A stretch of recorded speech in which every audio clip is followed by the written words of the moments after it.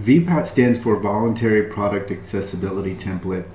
And this is a template that vendors fill out and deliver to procurement officers as a part of the ACR, or Accessibility Conformance Report. So we'll get to that in a second.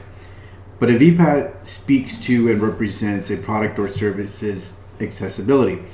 And so this is going to come into play whenever buyers and sellers are dealing with information and communications technology products, so ICT products. So in the United States, the VPAT has traditionally been a document that has been created in response to vendors contracting with government agencies, and usually under Section 508 of the Rehabilitation Act.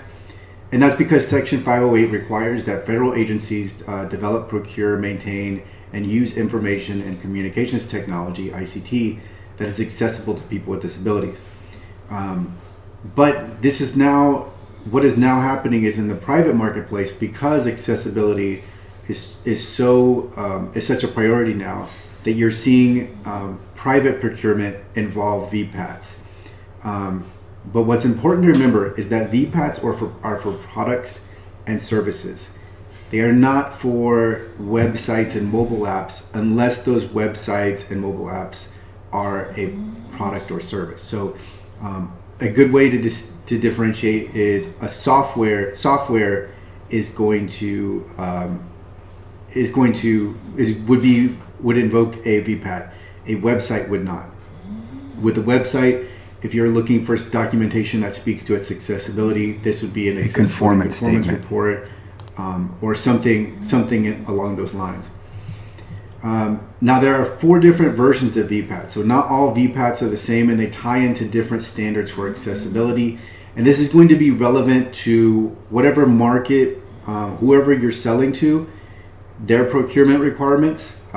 This is going to be relevant there. So if you're in the United States, it might a 508 VPAT might be is likely the best option. If you're in one of the European Union states, EN 301549 VPAT, and then there's a VPAT that's an international VPAT that covers everything. It's more exhaustive, but it's important not to just get the VPAT that encompasses the most, because you will incur additional costs, because there is more work to fill them out.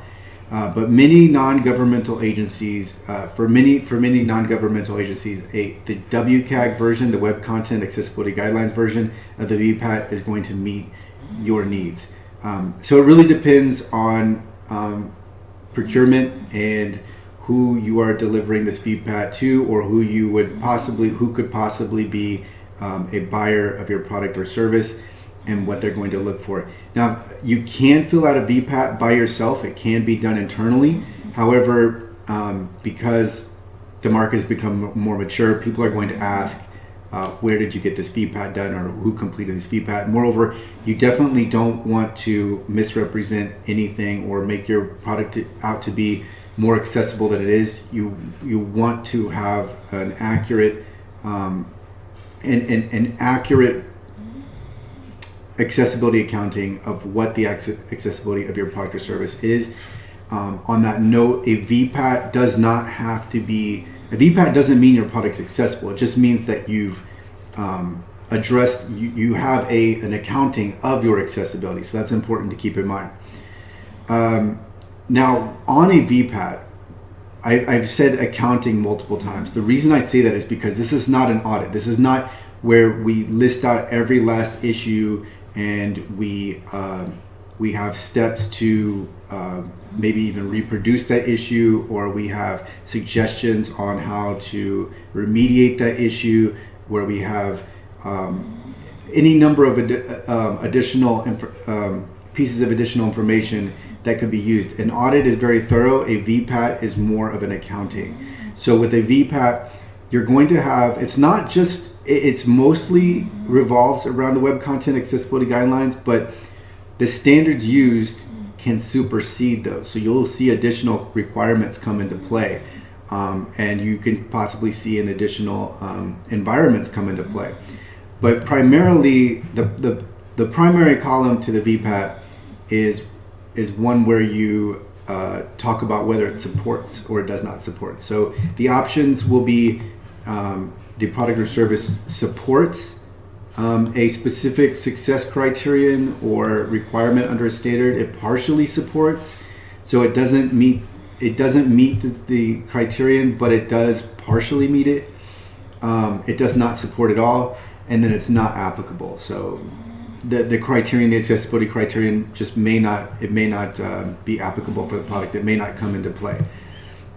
So the VPAT documents themselves are produced by the Technology Industry Council, the ITI, and they govern the usage. So you are the producer of the VPAT is bound by those terms. So a VPAT is a VPAT is the template itself. It's not anything more than the template. When it's filled out, what it becomes is an ACR, which is an Accessibility Conformance Report. Now, these two terms are commonly used interchangeably, but it's important to know that technically you are looking, you want the finished report. You want the Accessibility Conformance Report. And that's going to consist of both the material portion of the VPAT being completed, as well as the essential information that is required or prompted by the VPAT. That's also going to be needed to be filled in to be completed. So I think that covers most of it. A VPAT is not an audit. As I discussed earlier, an audit is going to go into much greater detail. Importantly, too, a VPAT cannot be filled in with automation. That is not something that's possible. Issuance, again, you want to make sure that you have a reputable third party issue your VPAT. I see some overlay vendors are now selling VPATs, and I don't know how they're doing it, but do not get a VPAT from an overlay vendor. Don't get a VPAT from an overlay vendor. And you can watch other videos where I talk about overlays, but don't get what overlay vendors have no idea what they're doing. No idea what they're doing. Just don't even bother with them.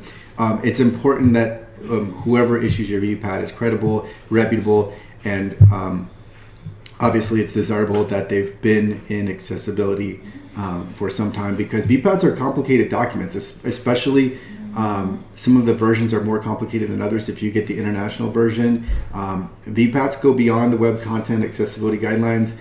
There has to be familiarity with standards. There has to be the ability to test, and so it's important to know, because there's other digital assets. This actually really doesn't revolve around web accessibility is in play, but VPATs go much beyond the scope of website accessibility, truly into the realm of digital accessibility. So issuance, whoever issues your VPAT, it's very important that you get a reputable provider, and that's it.